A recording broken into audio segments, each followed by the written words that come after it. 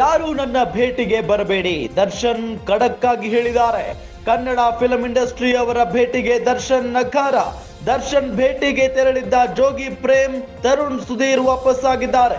ಜೋಗಿ ಪ್ರೇಮ್, ತರುಣ್ ಸುಧೀರ್ ಭೇಟಿಗೆ ದರ್ಶನ್ ಒಪ್ಪಿಲ್ಲ. ಕೇವಲ ಮಗನನ್ನ ಮಾತ್ರ ನೋಡಲು ಬಯಸಿದ್ದಾರಂತೆ ದರ್ಶನ್. ವಾರದಲ್ಲಿ 2 ಬಾರಿ ಮಗನನ್ನ ನೋಡಲು ಅವಕಾಶ ಕೇಳಿದ್ದಾರೆ ದರ್ಶನ್. ಮಗ ಮತ್ತು ಹೆಂಡತಿ ಬಿಟ್ಟು ಯಾರು ಜೈಲಿಗೆ ಬರಬೇಡಿ ಅಂದಿದ್ದಾರಂತೆ. ಕೊಲೆ ಆರೋಪ ಹೊತ್ತು ಮುಖ ತೋರಿಸಲು ದರ್ಶನ್ ಹಿಂಜರಿಕೆ. ಯಾರು ನನ್ನ ಭೇಟಿಗೆ ಬರಬೇಡಿ, ಕನ್ನಡ ಫಿಲಂ ಇಂಡಸ್ಟ್ರಿಯವರು ಕೂಡ ಭೇಟಿಗೆ ಬರಬೇಡಿ ಅಂದಿದ್ದಾರಂತೆ ದರ್ಶನ್ ಭೇಟಿಗೆ ತೆರಳಿದ್ದಂತ ಜೋಗಿ ಪ್ರೇಮ್, ತರುಣ್ ಸುಧೀರ್ ಈಗ ವಾಪಸ್ ಆಗಿದ್ದಾರೆ ನಿರಾಸೆಯಿಂದ. ಜೋಗಿ ಪ್ರೇಮ್, ತರುಣ್ ಸುಧೀರ್ ದರ್ಶನ್ ಅವರ ಆಪ್ತ ಬಳಗದಲ್ಲಿ ಗುರುತಿಸಿಕೊಂಡಂತವರು. ಅವರನ್ನೂ ಕೂಡ ದರ್ಶನ್ ಅವರು ಭೇಟಿ ಮಾಡಿಲ್ಲ.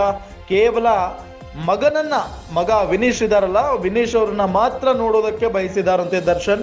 ವಾರದಲ್ಲಿ 2 ಬಾರಿ ಮಗನನ್ನ ನೋಡಲು ಅವಕಾಶವನ್ನ ಕೇಳಿದಾರಂತೆ. ಮಗ ಮತ್ತು ಹೆಂಡತಿಯನ್ನ ಬಿಟ್ಟು ಯಾರೂ ಜೈಲಿಗೆ ಬರಬೇಡಿ ಅಂತ ಹೇಳಿ ಕೇಳಿಕೊಂಡಿದ್ದಾರಂತೆ ದರ್ಶನ್ ಅನ್ನೋ ಮಾಹಿತಿಯೂ ಕೂಡ ಲಭ್ಯ ಆಗ್ತಾ ಇದೆ. ಬಿಕಾಸ್ ಕೊಲೆ ಆರೋಪ ಹೊತ್ತು ಸಹಜವಾಗಿ ಅವರಿಗೆ ಅವಮಾನ ಆಗಿದೆ, ಮುಜುಗರ ಆಗಿದೆ.